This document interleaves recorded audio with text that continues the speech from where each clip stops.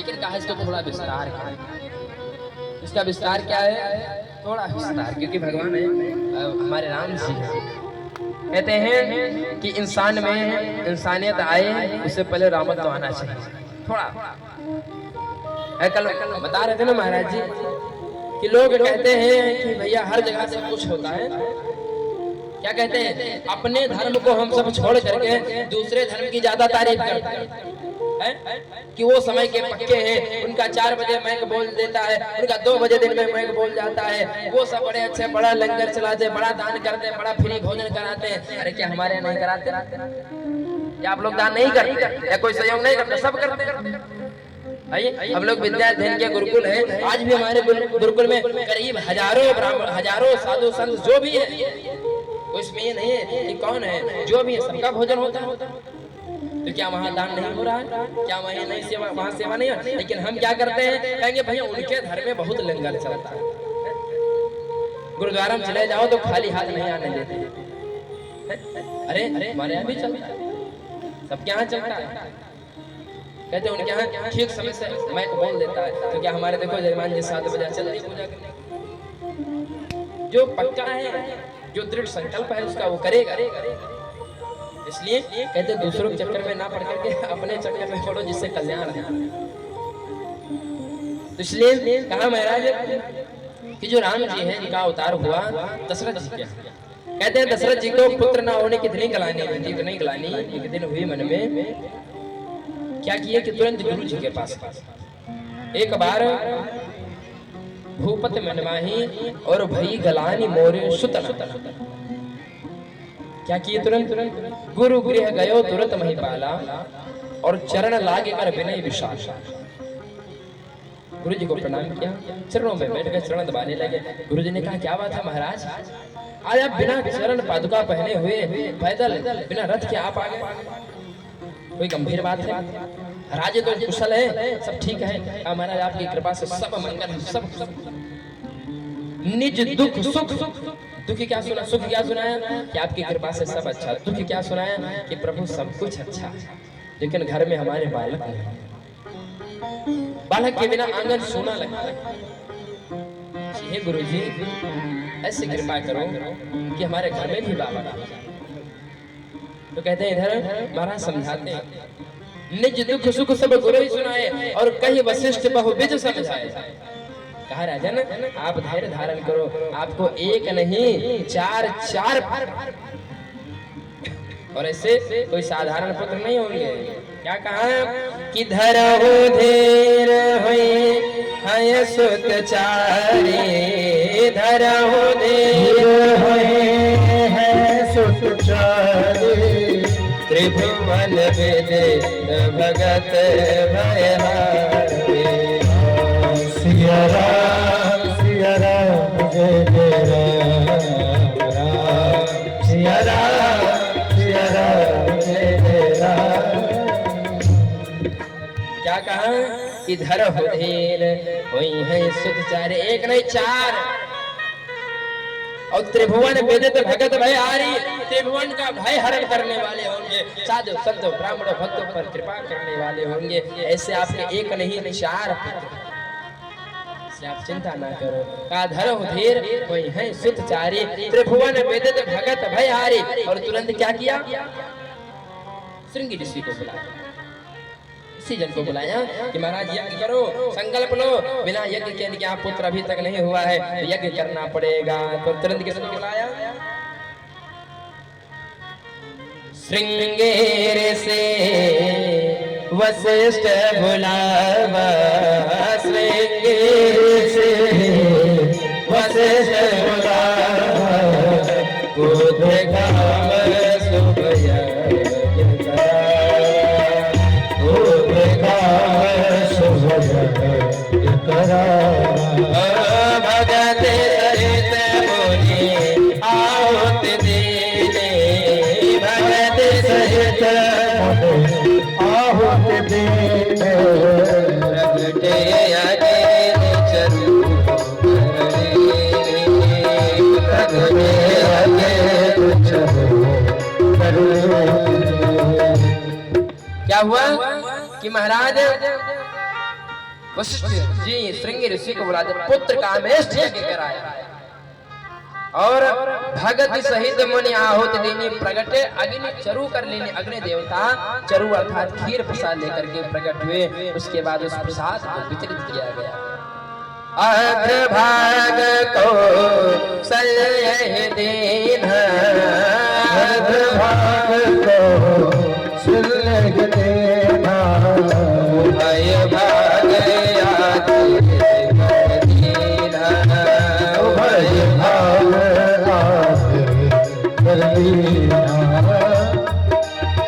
क्या हुआ कि उन प्रसाद को बांटा गया। अद्रभाग्य कौशल्य भय भाग महाराज तीनों रानियां प्रसाद ग्रहण करती हैं। तीनों रानियां समय अनुसार गर्भवती होती हैं, गर्भ धारण करती हैं। आज भगवान आ गए। कौन आया है गर्भ में? भगवान। कौन? जो आनंद सिंधु सुख राशि। आज कौन आया है? कहते जिस दिन से भगवान आया ना प्रकृति हरी भरी हो गई। प्रकृति ऐसी हरी भरी हो गई कि नदियों का जल स्वच्छ हो गया। जो पतझड़ हो गए थे सब नए नए पत्र पुष्प खिल रहे। आम में बौर लग गया है, छोटे छोटे आम हो गए। चैत्र बड़ा सुंदर समय है, प्रकृति हरी भरी हो गई। पृथ्वी मैया ऐसे लगता है कि मानो हरे कलर की साड़ी पहन रखी है। भगवान का स्वागत करने के लिए ऐसे तैयार है। कहते हैं जिस प्रकार से भगवान गर्भ में आए, कहते हैं प्रकृति हरी भरी हो गई उसी दिन। कहते हैं कि सारी प्रजा सारे जितने भी भगवान के भक्त सब आनंदित हो गए। जाय दिन ते हरे गर्भ आए, जाय दिन ते हरे गर्भ आए, सकल लोग सुख संपत्ति छाए, सकल लोग सुख संपत्ति पाए। जो आनंद सिंधु सुख राशि, जो आनंद सिंधु सुख राशि, हो शीतल दे जो सुपासी, शीतल दे सुपासी। कहते हैं देखिए बड़ा सुंदर समय आया। कौन? कहते हैं महाराज जो आनंद सिंधु सुख राशि। कहते हैं जो आनंद के सागर से एक सीख निकाल करके और ऐसे जल में छींटा मारो हमारी पूरी प्रजा आनंदित हो जाती है। वो प्रभु आज आ रहे हैं हमारे बीच। और कहते हैं कि कैसा समय है? बड़ा सुंदर समय है। नवमी तिथि चैत्र मास और समय कैसा देखो, मध्य दिवस। कैसा? ये मध्य दिवस ठीक 12 दिन में।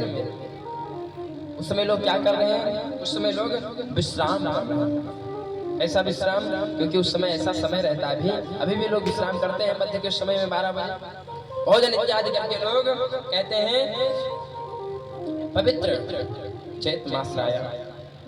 उसी में भगवान का प्रादुर्भाव हुआ। अब जित मुहूर्त में ठीक 12 बजे भगवान माँ के सामने प्रकट हो गए।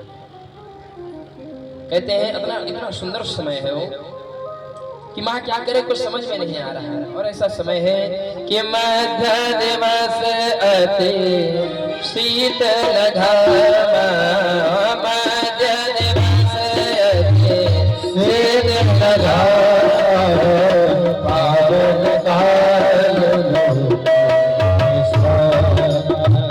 पावन काल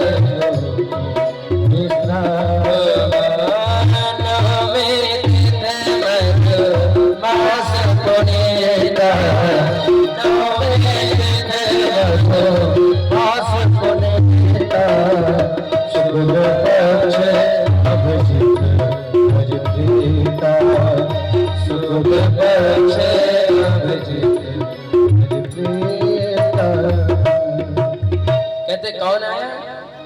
भगवान मंगल करता भगवान राम आज मां के सामने खड़े।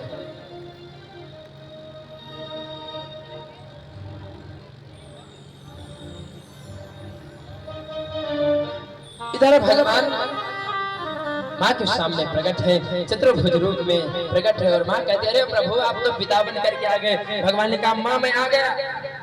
भगवान ने कहा माँ मैं तो आ गया आपके सामने। इस तरह हम नहीं गए थे आने के। बोले तब बोले बालक नहीं आप पिता बन करके आए। एक कैसा बालक होगा? चार चार हाथ वाला बालक, गदा शंख चक्र पद्म लिए हुए कैसा बालक होगा? एक विचित्र बालक नहीं होगा? अयोध्या वासी देखेंगे क्या कहेंगे? इसलिए काम करो तो पहले बालक बनो। तो कहा माँ बालक कैसे बनते हैं? बोले हम बता। बोले कैसे? बोले पहले तो चार हाथ है ना, दो हाथ गायब करो। पहले जो चारों अस्त्र शस्त्र इनको गायब करो। भगवान ने गायब कर दिया। कहा बोले अब दो हाथ गायब, दो हाथ गायब। उसके बाद अब क्या करें माँ?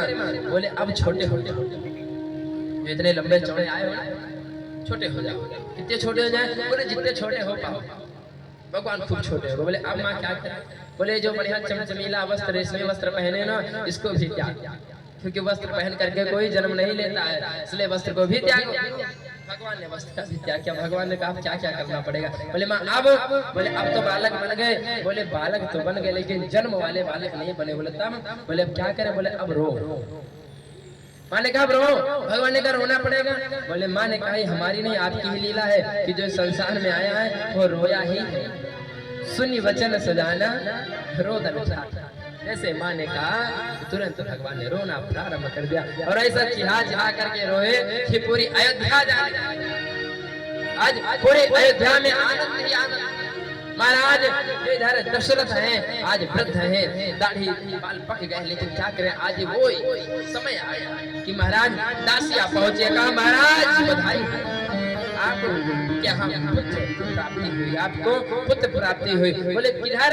बोले माता कौशल्या। कौशल्या माँ की तरफ से एक पुत्र उधर। कहा तब तक दूसरी रानी पहुंचती है। महाराज जितना माल उस खजाना था सब लुटा दिया उस रानी। उस दासी को दूसरी दासी पहुंची। बोले महाराज बधाई हो, माँ कई ने भी एक पुत्र को जन्म दिया है। कहते हैं इधर दशरथ जी महाराज जितना और खजाना मंगाते गए लुटाते गए, तब तक एक दासी और पहुंची। कहा मैया सुमित्रा को दो दो पुत्र हुए। महाराज इतना प्रसन्न हुए कि नाचने लगे। आज नाचने लगे। महाराज जमुना सरयू जी में जाकर के स्नान किया है, ब्राह्मणों को बुलाए हैं, जात कर्म संस्कार करवाए हैं। और महाराज उत्सव मना आज ऐसा उत्सव मना रहे हैं महाराज अयोध्या वासी की। महाराज उत्सव बहुत, इसलिए यह भागवत कथा है। इसमें कृष्ण जन्मोत्सव मनाएंगे, लेकिन थोड़ा भगवान राम जी का जन्मोत्सव हुआ है तो एक बधाई गाते हुए हम सभी आगे बढ़ेंगे। बोले राजा रामचंद्र भगवान की जयकारा लगाइए बढ़िया से, तब आगे बढ़ेंगे, नहीं तो नहीं बढ़ेंगे। बोले चारों भैया की और जो अयोध्या तक सुनाई पड़ेगी। बोले चारों भैया की, तीनों मैयन की, अयोध्या नाथ भगवान की। आइए बधाई श्रवण करते हैं। उसके बाद भैया माइक सही करिए। निवेदन है आपसे, निवेदन इसलिए आपसे है क्योंकि अभी भजन बहुत गाना है और उसके बाद भी कथा हम लोग की ओर है। 27 तारीख से नेपाल कथा करने जाना है, तो वहाँ नहीं बोल पाएंगे तो लोग क्या कहेंगे कि भारत वाले पता नहीं कैसे कथो नहीं बोल पाते। इसलिए हमारी इज्जत आपके हाथ में है और आपके हाथ में बड़ी बड़ी मशीन है, इसमें बढ़िया सिस्टम बैठा दीजिए और बढ़िया से स्वर इनका एकदम कोयल जैसा स्वर कर दीजिए और बढ़िया सुंदर कर। अरे जग में राम रखैया बद में बाजे बधैया हो, जग में राम रखैया बद में बाजे बधैया हो। बाज बधैया बाज बधैया बाज बधैया बाज बधैया, जन मेहरा रघुरैया बद बाजे बधैया हो। जन मेहरा रघुरैया बद बाजे बधैया हो।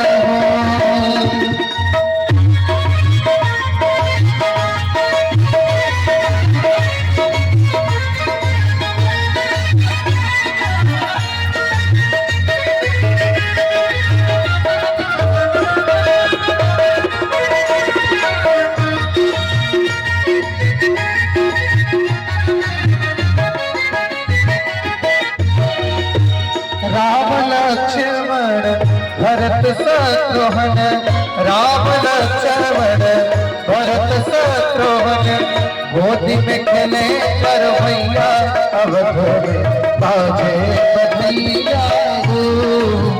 गोदी में खेले कर भैया अवध में बाजे बधैया हो। जन्मे है राम रघुरैया अवध में बाजे बधैया हो। जन्मे है राम रघुरैया अवध में बाजे बधैया हो। जय हो।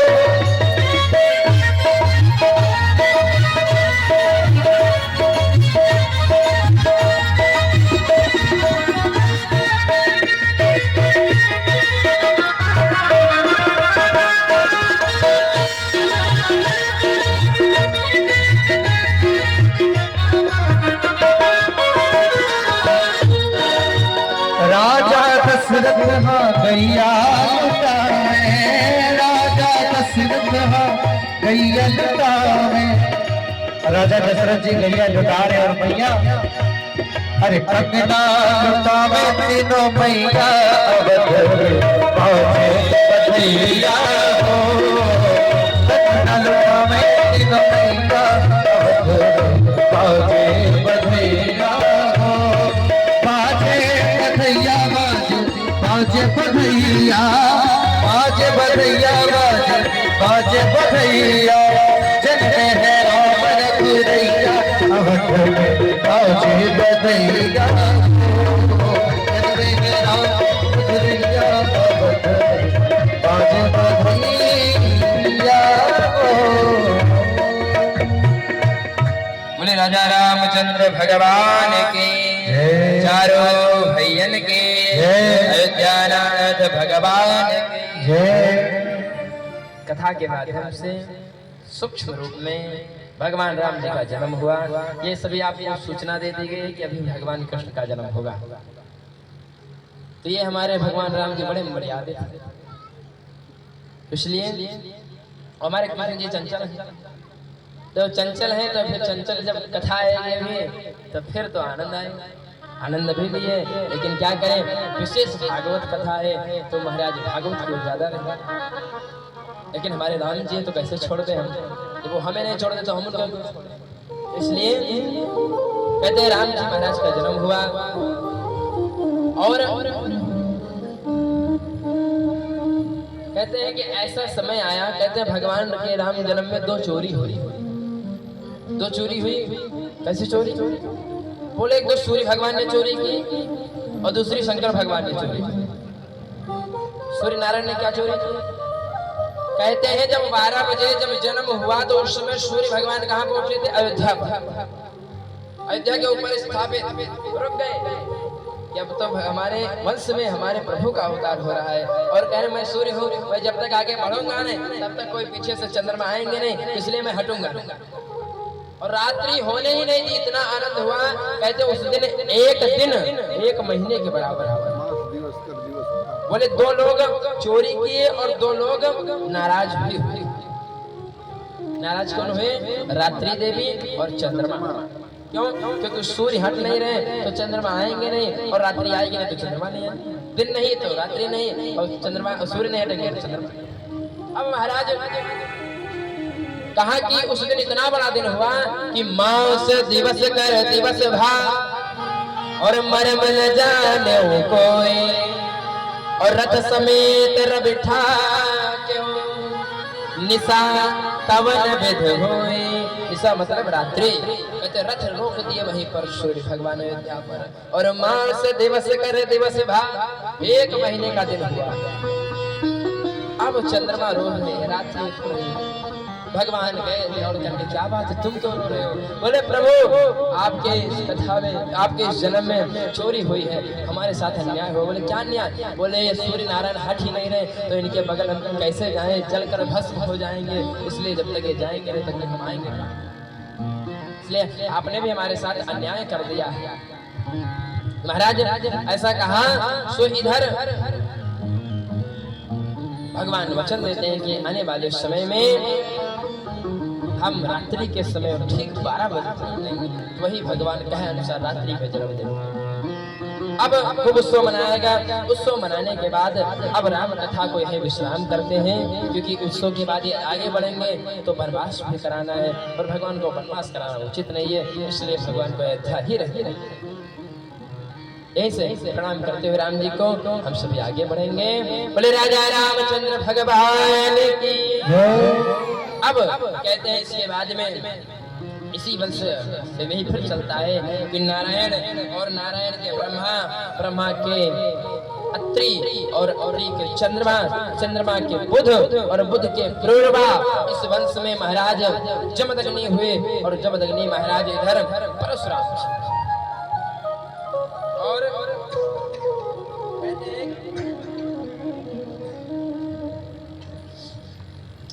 कि इसी वंश में एक ऐसे राजा हुए,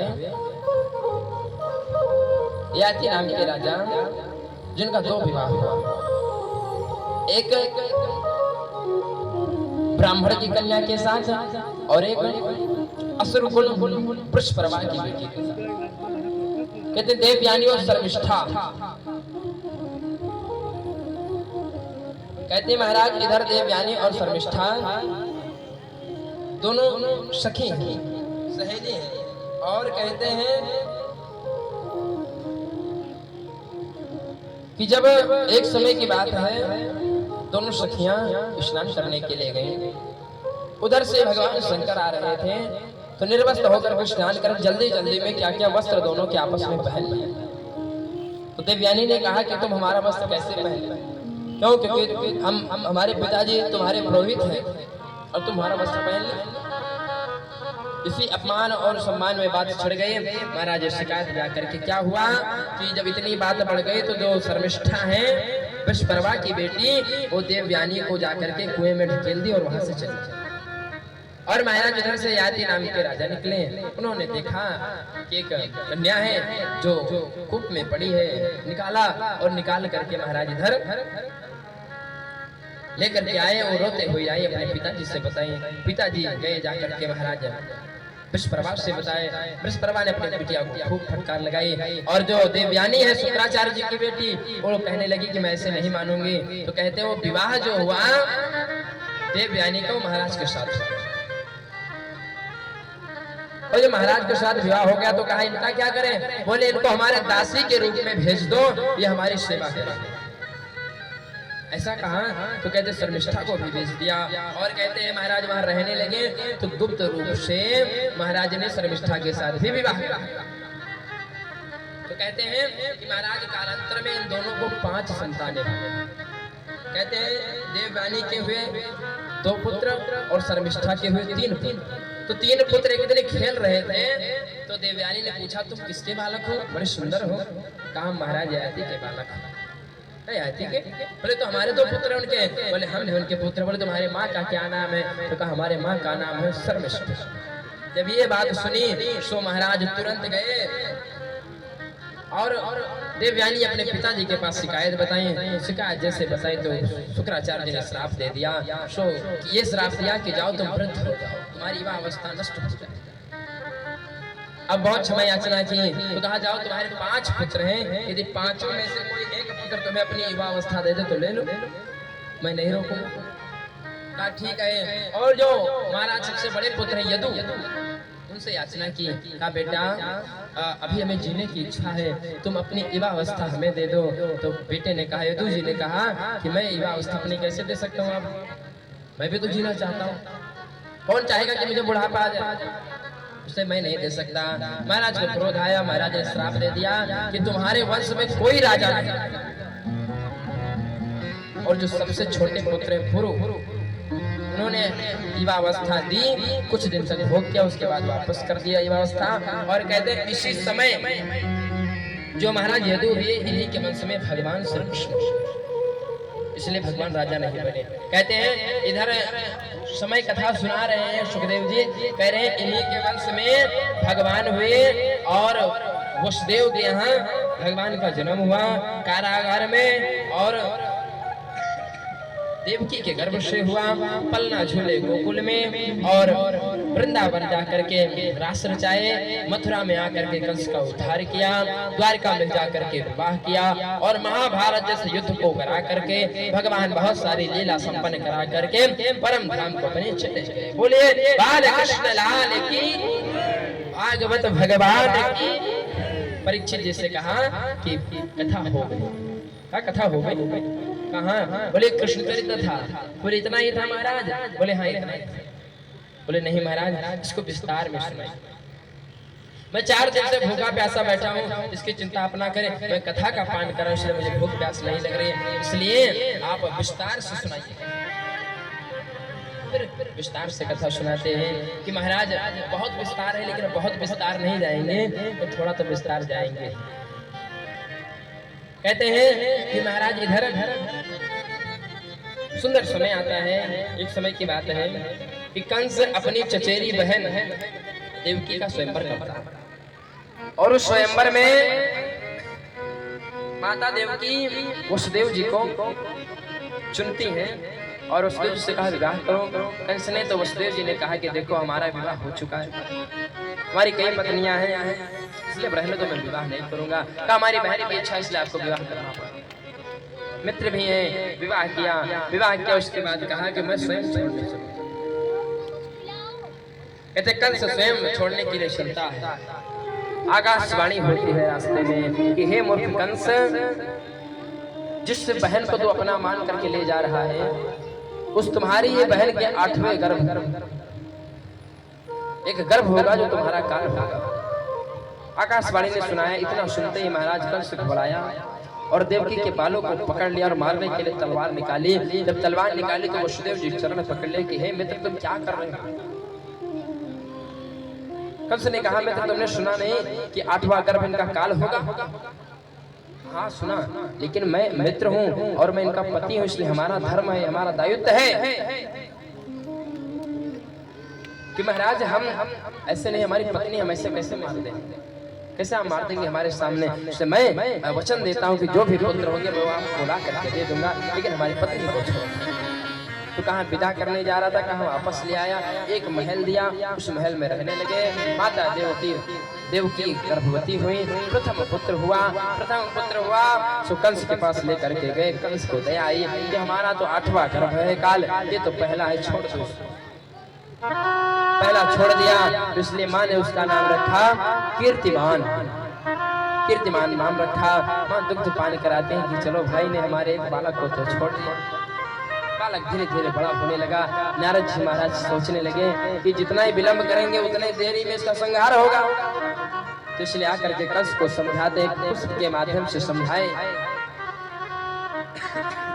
महाराज 8वां पहला भी हो सकता है, पहला 8वां भी हो सकता है। इसलिए कभी कभी ऐसा होता है ना कि हम यात्रा करने जाते हैं रेलवे स्टेशन पर, तो अचानक अनाउंस होता है कि फला नंबर गाड़ी 1 नंबर प्लेटफार्म पर नहीं, 2 नंबर प्लेटफार्म पर आ रही। कभी कभी प्लेटफार्म बदल जाता है। उसी प्रकार कहा कि महाराज 8वां पहला भी हो सकता है, बदल सकते हैं। हाँ ये तो बात सही है। और कोई बात नहीं, हम आपका भला चाहते इसलिए हम बताएं। तुरंत कंस बुलाया, उस बच्चे को पत्थर पर पटक दिया, प्राण पखेरु उड़ गए। ऐसे 6 बालक को मारो, 6 बच्चों को मार दिया। 7वें में साक्षात शेषनाग भगवान आए, जो योग माया ले गई। और इधर योग माया से भगवान कहते हैं कि इन गर्भ को ले जा करके गोकुल में रोहिणी मैया उनके गर्भ में स्थापित कर दो, और 8वें गर्भ में तुम साक्षात वहां जन्म लेना, मैं यहाँ जन्म लूंगा, तुम्हें यहाँ से नंद बाबा वसुदेव जी उठा करके लाएंगे और तुम बाकी बिल्कुल मत घबराना और मैं देख। योग माया ने कहा प्रभु मैं इस माया में नहीं फंसने वाली, क्योंकि मैं संसार में जो फंसता रोता है। कहा नहीं ऐसा नहीं, विंध्याचल निवासिनी, आपका विंध्याचल में पूजा होगा, आपको माताएं पूजन करेंगे, सरस्वती पार्वती के रूप में आपकी सेवा करेंगे, पति व्रता धर्म धारण करेंगे आपके नाम से, इसलिए जाओ जन्म। माता यशोदा के गर्भ से इधर योग माया जन्म लेती है। 7वें गर्भ की बात होने लगी तो कहा 7वां गर्भ नष्ट हो गया। अब 8वें गर्भ का इंतजार है। 8वें गर्भ में साक्षात भगवान, आज बड़ा सुंदर समय है। 8वें गर्भ में भगवान आए हैं, माँ के सामने प्रकट हुए हैं। माँ से कहा, प्रभु माँ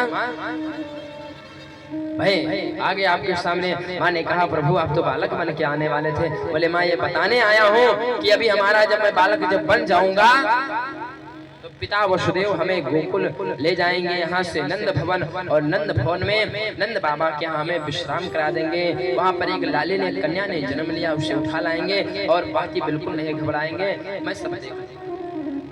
इतना भगवान ने कहा। भगवान सूक्ष्म रूप धारण करते हैं। सारे पहरेदार सो गए, हथकड़ी बेड़िया खुल गई और इधर नंद बाबा सूप में लटाते हैं भगवान को और लेकर के चल देते। मैया दूध पान कराते, बार बार मंजन बुखार बिंद चुम रही है माँ। और इस प्रकार से वसुदेव जी लेकर के चलते हैं। वसुदेव जी लेकर के चले, उमड़ घुमड़ कर वर्षा होने लगी।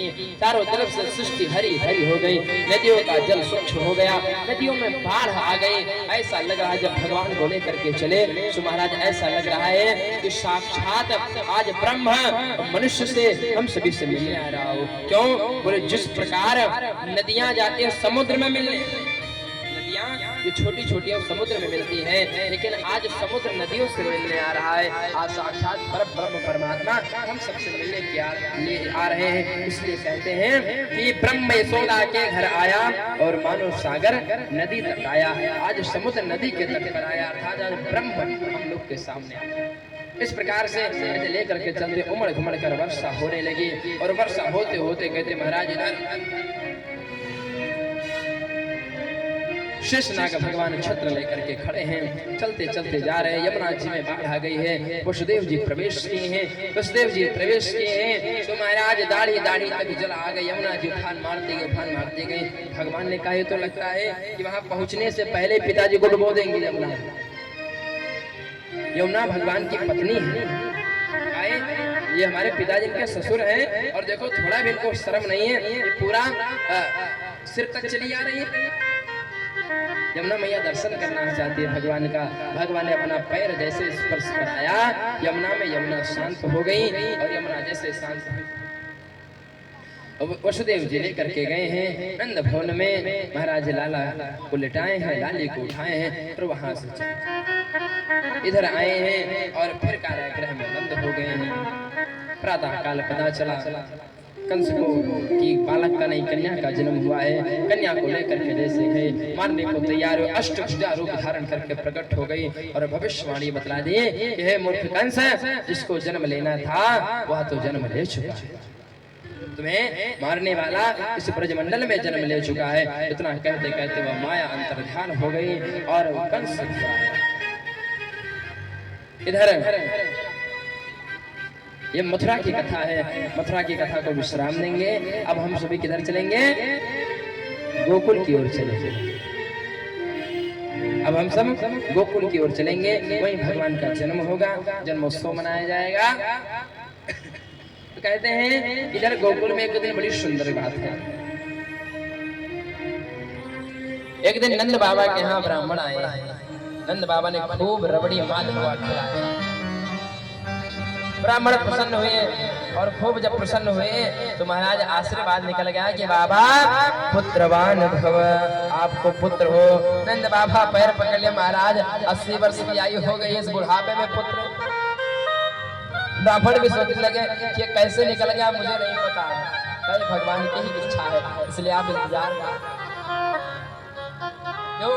क्योंकि देखो गुरु जी जो कहते हैं जो भगवान के कहे अनुसार निकल गया शब्द सत्य। अब इधर तैयारी करने लगे नंद बाबा। नंद बाबा तैयारी कर ले। 6 महीना पहले ही अपने बहन को बुला लिया, सुनंदा को बुला लिया 6 महीना पहले ही। और आज सुनंदा बहन देखती हैं, क्या देखती हैं कि यशोदा भाभी के घर का दरवाजा खुला है। धीरे धीरे धीरे धीरे प्रवेश की और देखे एक नील कमल सा सुंदर सा बालक, सांवला सा बालक किलकारियां मार करके हंस रहा है। अब जैसे सुनंदा बहन ने देखा और दौड़ पड़ी। कहाँ दौड़ी? बोले प्रातः काल का समय है, नंद बाबा कहाँ गए हैं? नंद बाबा यमुना जी में बैठ करके माला